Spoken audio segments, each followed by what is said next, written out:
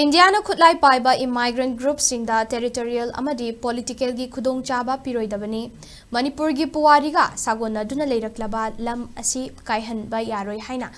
IPSA working president Athouba na Phongdokhre Switzerland gi Geneva da UNHRC gi yankhai taret laksuba session da Manipur violence ki matangda site event ama pangthoktuna numit chawngani helaba Manipur gi irang gi matangda khananai nakhre khananai naba aduda IPSA gi working president Khuraijam Athouba na Manipur crisis and human rights situation in eastern southeast Asia region haiba theme da wangangki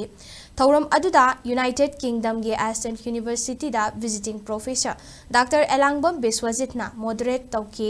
IPSA ge working president Khuraijam Athouba DM University ge associate professor Dr. Arambam Noni human rights defender Punam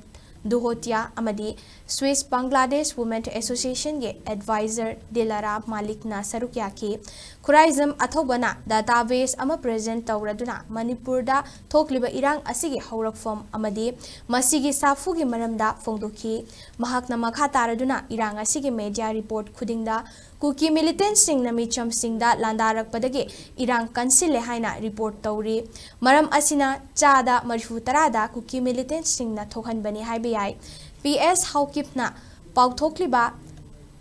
11 from 4 cookies haibasi Achobas Singnaba Amadi Kudong Tiba Amani Jin Cookie Gilal Hobusting Asi Ayambana Horofom Asi Transnational Ni Athoubana